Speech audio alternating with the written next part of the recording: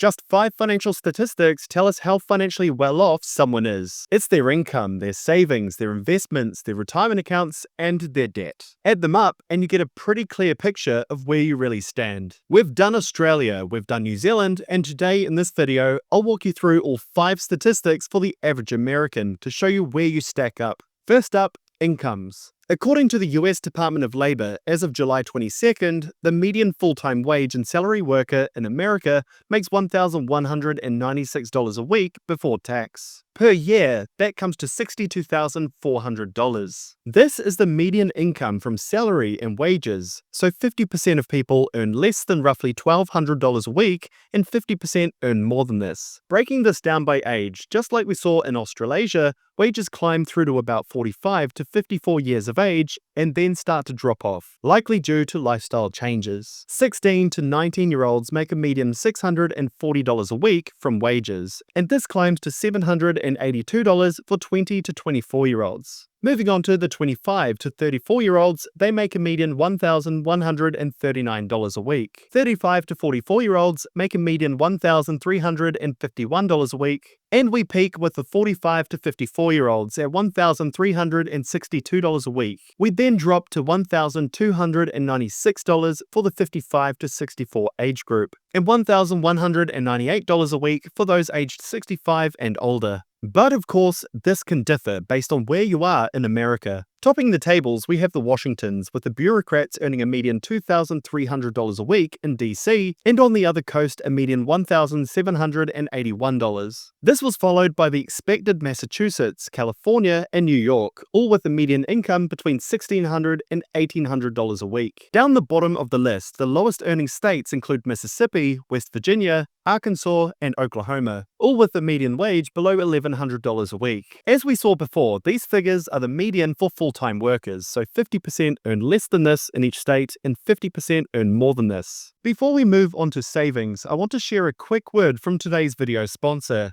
Kinsta. Your website is the front door to your business, and if it's slow, unreliable, or constantly down, it's like hanging a closed sign when customers come knocking. And that's why having a fast, secure, and reliable hosting is non-negotiable. And that's exactly where Kinsta comes in. Kinsta offers managed hosting for WordPress that's built for speed, security, and peace of mind. They run everything on Google Cloud's premium tier network with 37 global data centers and over 300 CDN locations. In simple terms, your site could run up to 200% faster. Security is next level as well. Kinsta gives you enterprise-grade firewalls, DDoS protection, isolated environments, and an SLA-backed uptime guarantee of up to 99.99%, all backed by SOC 2 certification. So your site, your data, and your reputation stay protected.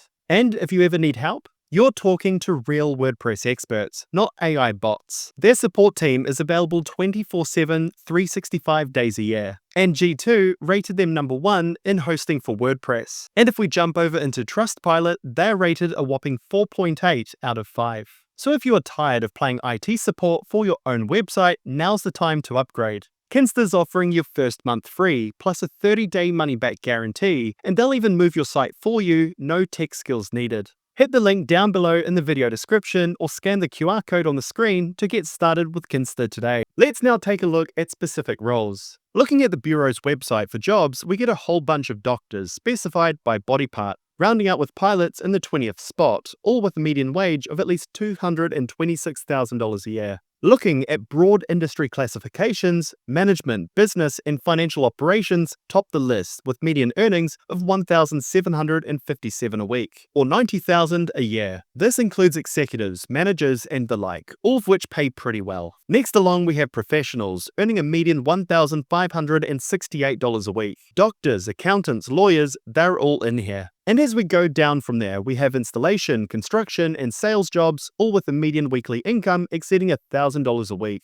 If you want to take a closer look at the report, I'll include a link in the video description. A whopping 90% of my viewers are yet to subscribe to the channel. So while you're down there, don't forget to subscribe and see more great content just like this. So overall, Americans earn pretty well at a median of about $62,400 a year. This comes to about 96,000 Australian dollars, so with a median income of 88,642 down under, Americans earn about $8,000 more than their Australian counterparts. Equating to 105,000 New Zealand dollars, Americans are earning an average $35,000 more than the Kiwi median, a huge jump. So if you're in America, even if you earn below the median, at least you're probably earning more than the median New Zealander. Next up, let's take a look at savings. Some people love America for the freedom, the opportunities, or Chick-fil-A. But for me, it's about the abundance of data to play with. In the year to May, Americans saved a little over $1 trillion.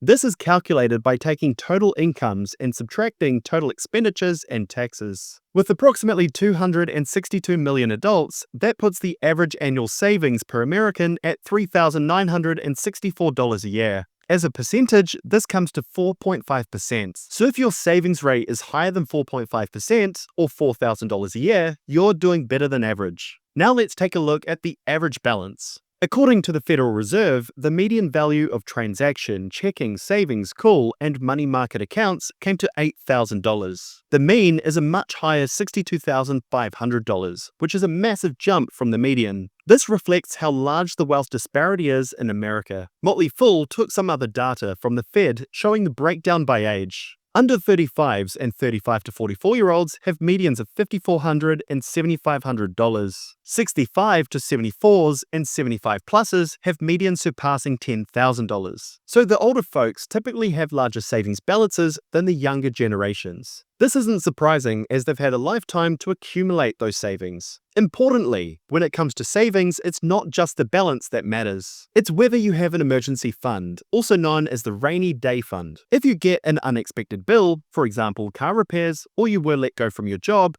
do you have sufficient savings to get by? According to surveys by the Motley Fool, 63% of Americans can cover a $400 emergency bill. However, if we exclude those that would require using a credit card, this drops to just 45% that have at least $400 in their bank account ready to go. In 2023, the Federal Reserve found that 54% of Americans had 3 months of emergency savings. So if we're assessing what makes an American well off financially, these proxies for the average American savings are a great yardstick. So if you could muster up 3 months of emergency savings or afford to pay a $400 unexpected bill with cash, then you'd likely be somewhere in the top 50% of American adults. So with that, next up is investments. Americans are lucky as they're at the heart of the largest investment market anywhere in the world. People from all over the world, even here in New Zealand, invest trillions every year into American company stocks. Back in 2022, the Fed reported just 21% of Americans owned stocks. And of that group, they had a median balance of just $15,000. A further 11.5% of Americans invested in pooled investment funds, which could include ETFs, mutual funds, or unit trusts, with a median balance of $150,000. And the big giant here, with only 1.1% of Americans investing in them, we have bonds with a median value of $210,000. So these numbers are quite high. But with such a low number of Americans investing their money, just getting started is already quite the achievement, putting you ahead of most people. Not everyone is comfortable investing in the stock market, of course, and there are some other assets people invest in that hold value. Roughly a third of Americans own a home, with this group having a median value of $323,000. A further 12.9% invested in an additional property with a median value of $225,000. So like we saw in Australia and New Zealand, a significant portion of America's wealth is tied up in housing. Something else to point out here, not in a great light, is that 86% of Americans own a car with a median value of $27,000. This is a substantial sum of money to spend on a car, especially when we consider this is across 86% of people. Earlier, we saw that just 45% of people can pay a $400 bill in cash. So it's great to have another asset, but shocking to see such a high number. So if you're a homeowner in the United States, you're probably doing okay financially. You've managed to save towards a down payment, already beating the 45% we spoke about earlier, and bought an asset with value. Also, if you have started investing in the stock market, maybe some crypto, ETFs, that kind of thing, you're already ahead of 75% of people that have yet to start. So give yourself a pat on the back. Starting is already the hardest bit, and you've already crossed that bridge. Next, let's discuss the ugly dumpling of the video. Debt. It's something most of us have, and for many people, it's a monkey on their back for life. Good debt or bad debt, it's something we need to consider when evaluating how well someone is doing financially. Owning a $200,000 Lamborghini might scream success, but not if it was bought at $500, financed at $400, and there's still $300 owing on the vehicle. At that point, it's a financial burden sending you backwards, not forwards as a true asset should. Experian estimates Americans have $17.6 trillion in debt, which can be broken down into 7 key areas. Ranked by aggregated size, we have mortgages, auto loans, student loans, credit cards, personal loans, HELOCs or home equity line of credits, and retail cards. Mortgages are by far the largest, with an average balance of $252,000. Add to that the value of HELOCs at $45,000. There is a lot of debt sitting against American homes. Looking at the average American, this comes to $105,056 in 2024. Here is a great yardstick by age. If you have a balance of debt lower than each item, you're probably doing better than most. And finally, let's round out the video talking about something on a high note: retirement accounts.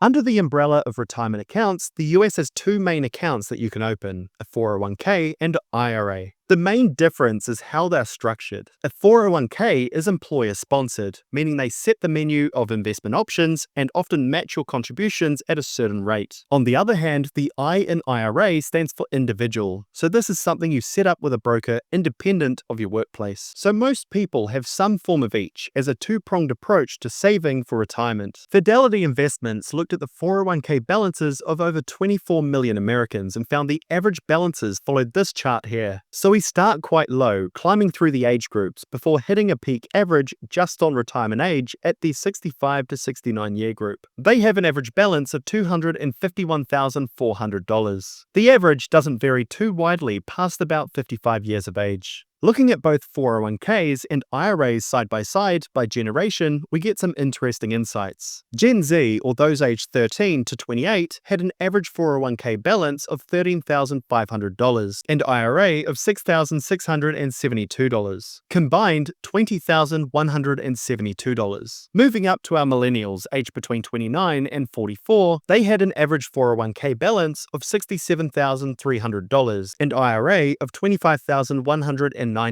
Together, $92,409. So this is a big jump from those in Gen Z, and we can see the 401k contributions increased as well. Up from there, we have Gen X, aged 45 to 60, with an average 401k balance of $192,300 and IRA of $103,952. Together, $296,252. And finally, as we saw before, baby boomers aged above 60 years of age have an average 401k balance of a little under $250,000 and IRA of $257,000. Together, that's a whopping $506,300. We can see through the ages, Americans become more aware of the importance of contributing to their retirement accounts. Gen Z contributed an average 7.2%, but baby boomers increased this to 11.9% on average. So if you have these amounts or greater in one or more of your retirement accounts, you'd be doing well for your age group among Americans. So in summary, if you own a home, have minimal to no debt, have savings that would cover at least a month of expenses, retirement accounts that exceed the average for your age, and have started investing, you're doing extremely well. Everyone's financial starting point is different. Some people inherit money, others have a rougher start to life.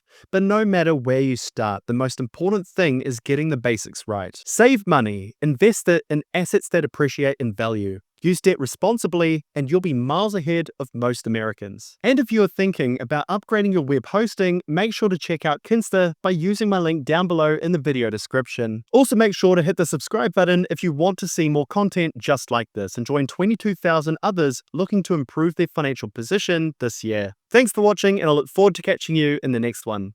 Cheers.